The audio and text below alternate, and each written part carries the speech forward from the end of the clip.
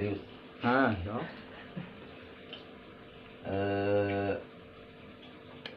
Awal dari perjalanan saudara, kapan mulai menjalani untuk mengenal diri itu?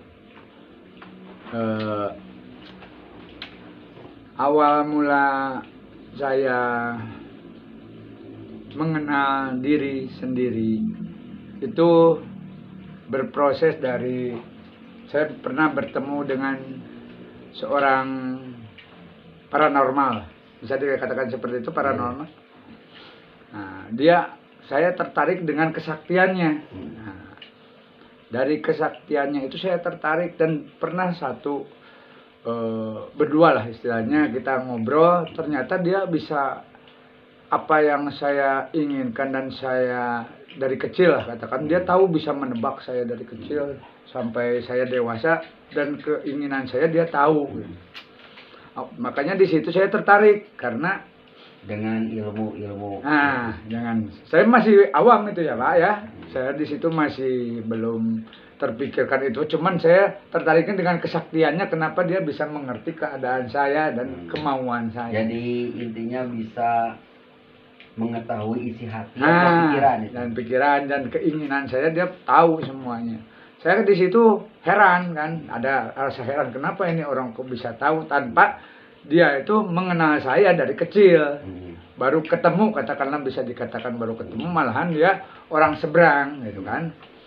Nah, mungkin saya ketemu tiap hari gitu. Nah, di situ saya mulai, tapi saya mengikuti dia pengobatan, saya merasa ada kejanggalan dalam hati saya gitu kan.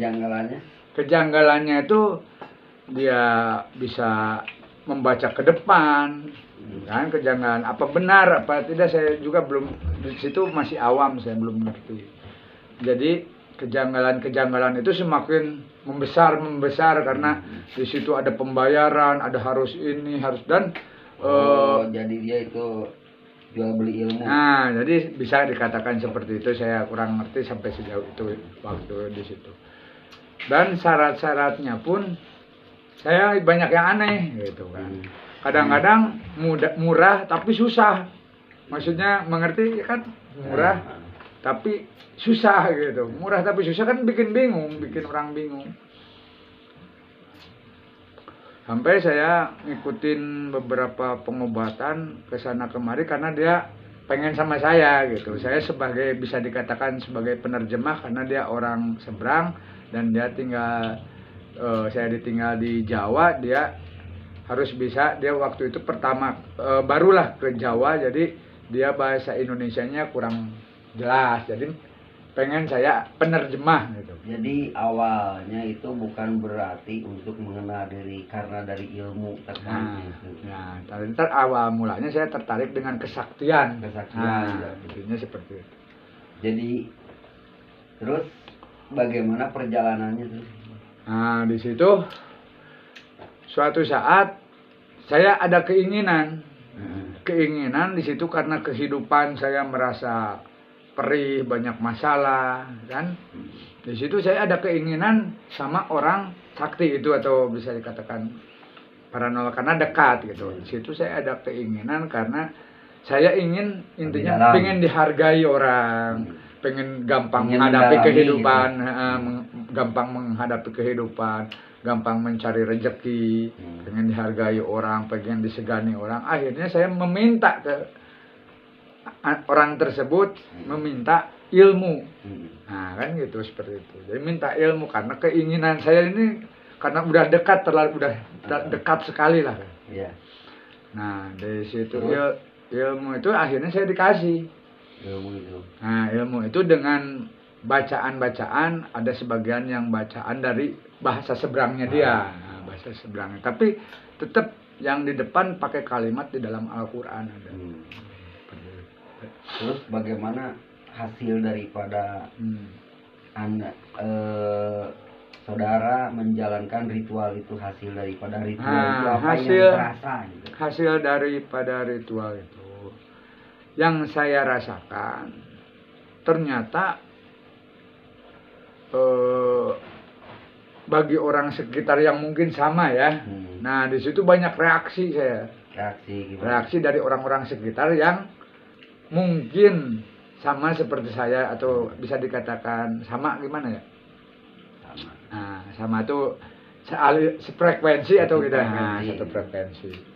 Nah, di situ banyak, ada yang minta diobatin ke saya, ada yang magnet, ada getaran atau setrum lah. Nah, orang minta diobatin, saya juga sebenarnya bingung itu kenapa menerjemahnya, bingung dalam itu. Nah, di situ saya cuman masalah tidak begitu saja hilang.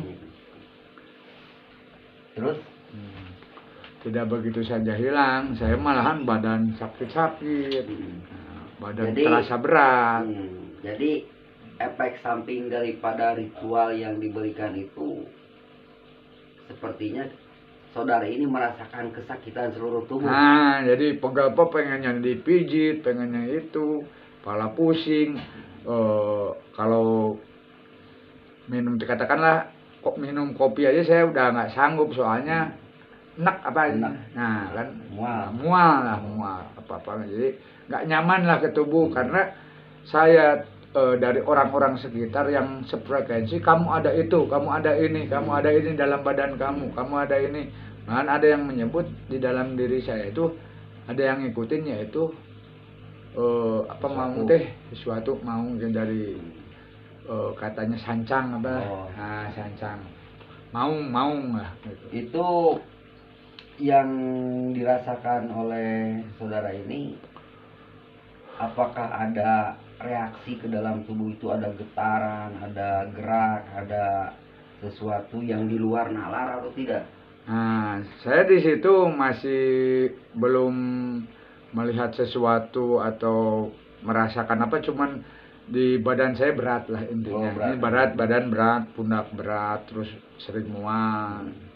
Tapi di orang-orang sekitar minta pada ngobatin, saya bingung. Nah, di situ bingung. Tapi suatu saat langsung aja ke inti. Pas suatu waktu ada orang mengatakan bahwa di dalam dirimu ada harimau, katakannya ada harimau mendekati terus kamu. Nah, di situ saya pengen tahu diri saya ini apa. Nah, di situ saya mulai ada keinginan tahu bahwa yang mengikuti saya di dalam diri saya ini siapa. Nah, di situ mulai. Apakah sudah terpecahkan siapa yang ada itu? Nah, mulai kan ini kita proses dulu ngobrolnya. Jadi dari situ saya ada yang bilang, kalau kamu ingin siapa tahu diri kamu, puasa katanya Senin Kamis, terus sholat jangan pernah telat. Nah, sholat itu harus begitu tahrim, sebelum tahrimnya kita udah siap-siap. Tahrim, nah di situ, dan zikir jangan lepas. Itu beda guru lagi, bro. Nah, beda ini ceritanya beda ya. Tapi dia bukan guru, cuman dia ngebilangin aja gitu, jadi ngasih jalan. Tapi nggak saya ikutin, cuman itu perkataannya saya ikutin. Karena saya pengen tahu di dalam diri saya ini apa gitu. Terus apa yang terjadi? Nah, pas begitu saya sholat malahan sampai disuruh sholat hajat. Karena sholat tahajud kan saya katanya bagus, sholat hajat juga bisa katanya. Karena kalau sholat tahajud kan harus udah bangun tidur.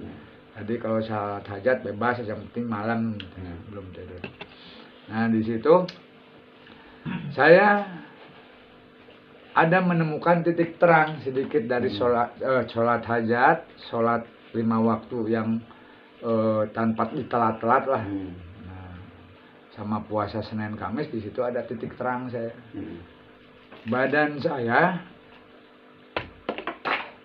tahu apa ini, cuman seperti saya melayang lepas dari raga, seperti lepas, tapi beberapa detik gitu.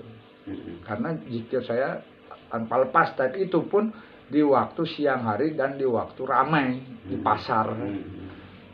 Semacam raga sukma. Nah, saya belum nggak bisa namanya apa atau bahasanya, tapi cuma yang saya rasakan ini kan. Itu seperti melepaskan. Nah, saya itu hitungan detik. Terus pun kaget. itu apa yang Anda lihat di saat Nah, di melepas situ setelah itu saya di situ kaget, udah pasti kaget. Karena ini kok ada tangannya, ini kok ada kepalanya, ini kok ada kakinya. Nah, di situ kaget. Nah, setelah itu di situ ada perjalanan lagi, ketemu seorang guru lagi. Di situ saya udah di situ mulai titik terang, di situ masuk ada orang yang namanya orang hakikat lah, di hakikat orang hakikat. Nah, tapi tanpa saya mencari, guru itu datang sendiri. Jalannya dia mau ngobatin orang lain, tapi ternyata si guru hakikat itu malah senang sama saya, malah menganggap saya anak. Kan seperti itu. Saya juga bingung di sini, ya saya jalanin aja, tapi dia memberikan pelajaran hakikat saya. Tapi hati saya ini tertarik mulai. Nah, di situ mulai ada titik terang lah. Interaksi. Interaksi atau titik terang. Stop lah gitu. Stop lah tuh. Stop lah. Tapi ya benar.